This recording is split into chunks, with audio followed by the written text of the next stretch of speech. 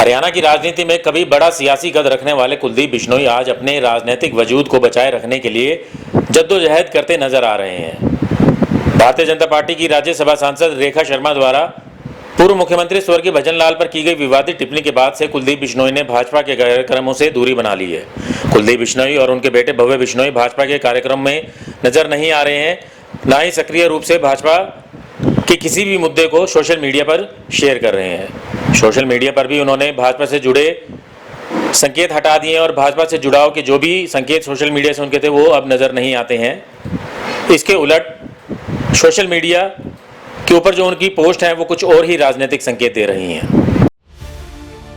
इसके उलट उनके सोशल मीडिया पोस्ट लगातार कुछ और ही राजनीतिक संदेश दे रहे हैं। कभी वे खुद को बब्बर शेर बताते हैं, कभी समुद्र कहकर अपनी गहराई दिखाने की कोशिश करते हैं, कभी खुद को घायल लेकिन घातक बताते हैं, तो कभी नई शुरुआत की बात करते नजर आते हैं। राजनीतिक हलकों में इन पोस्टों को सीधे तौर पर उनकी मौजूदा स्थिति और अंदरूनी नाराजगी से जोड़कर देखा जा रहा है।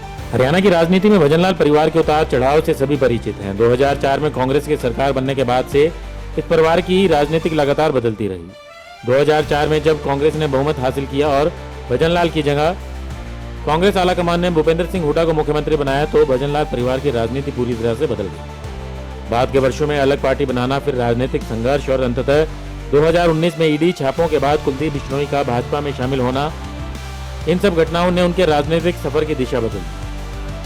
भाजपा में आने के बाद उन्हें उम्मीद थी कि पार्टी में उनके अनुभव और जनाधार के अनुरूप सम्मान और भूमिका मिलेगी, लेकिन ऐसा होता दिखाई नहीं दिया। पार्टी में शामिल होने के बाद कभी भी उनकी वैसी पूछ नहीं रही जैसा राजनीतिक कद वे हरियाणा की राजनीति में कभी रखते थे। न उन्हें कोई बड़ा पद मिला और न ही संगठन में निर्णायक भूमिका। हालिया विवाद ने इस दूरी को और उजागर कर दिया। सांसद रेखा शर्मा द्वारा भजन लाल को लेकर की गई विवादित टिप्पणी के बाद कुलदीप बिश्नोई ने काफी प्रयास किए कि रेखा शर्मा सार्वजनिक रूप से माफी मांगे, लेकिन उन्होंने साफ तौर पर माफी से इनकार कर दिया।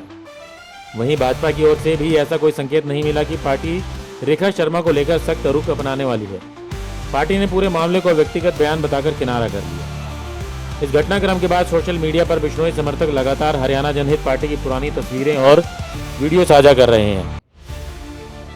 कोई समर्थक यह अंदाजा लगा रहे हैं कि हरियाणा जनहित पार्टी को दोबारा खड़ा किया जा सकता है या नहीं। हालांकि राजनीतिक जानकार इसे बेहद मुश्किल मानते हैं। विश्लेषकों का मानना है कि आज की राजनीति 15-20 साल पहले जैसी नहीं रही। भारतीय जनता पार्टी जिस तरह से पूरे देश में क्षेत्रीय दलों की राजनीति को कमजोर करती आ रही है, उस माहौल में किसी नई क्षेत्रीय पार्टी को दोबारा मजबूत करना आसान नहीं होगा।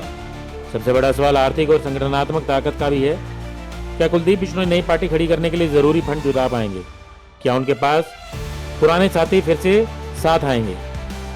उनके कई पुराने सहयोगी अब अलग अलग दलों में जा चुके हैं। कुछ भाजपा में हैं, कुछ कांग्रेस में शामिल हो चुके हैं। उनके सबसे करीबी नेताओं में माने जाने वाले रणधीर बनिहार फिलहाल भाजपा टिकट पर चुनाव जीतकर विधायक बने हुए हैं। ऐसे में यह सवाल भी उठता है कि क्या रणधीर बनिहार जैसे नेता अपने पद छोड़कर दोबारा कुलदीप बिश्नोई के साथ खड़े होंगे?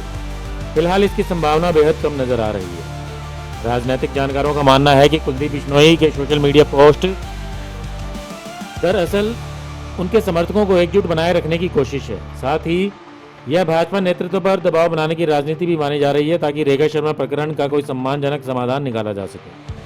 जानकार यह भी मानते हैं कि अंततः भाजपा के किसी बड़े नेता के हस्तक्षेप के बाद यह विवाद शांत हो जाएगा और कुलदीप बिश्नोई भाजपा में ही बने रहेंगे, क्योंकि उनके सामने विकल्प बहुत सीमित हैं। नई पार्टी बनाना आसान नहीं होगा। उसके लिए भारी आर्थिक संसाधन, मजबूत संगठन और वैसा जनसमर्थन चाहिए जैसा कभी भजन लाल के समय मिला करता था। आज की परिस्थिति में वैसा माहौल दोबारा बनता नजर नहीं आता। दूसरी तरफ कांग्रेस में भी उनको वह सम्मान और जगह मिलना मुश्किल माना जा रहा है जो कभी मिला करता था। फिलहाल कुलदीप बिश्नोई इंतजार की राजनीति करते दिखाई दे रहे हैं। इंतजार इस बात का कि भाजपा नेतृत्व इस विवाद को किस तरह संभालता है और आने वाले समय में उनकी भूमिका को लेकर क्या संकेत देता है। फिलहाल इतना जरूर साफ है कि हरियाणा की राजनीति में कभी केंद्र में रहने वाला यह चेहरा आज अपने राजनीतिक भविष्य को लेकर सबसे कठिन दौर से गुजर रहा है। फिलहाल कुलदीप बिश्नोई इंतजार की राजनीति करते नजर आ रहे हैं।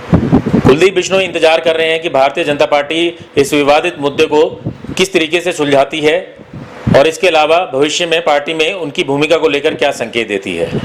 लेकिन इतना जरूर कहा जा सकता है कि कभी हरियाणा की राजनीति में सबसे चर्चित चेहरों में गिने जाने वाले कुलदीप बिश्नोई अपने राजनीतिक भविष्य को लेकर काफ़ी चिंतित नजर आ रहे हैं और अपने राजनीतिक वजूद को बचाए रखने के लिए काफ़ी जद्दोजहद कर रहे हैं। मैं संयम जैन, कैमरामैन अशोक के साथ, नई ताज़ा न्यूज़, हिसार।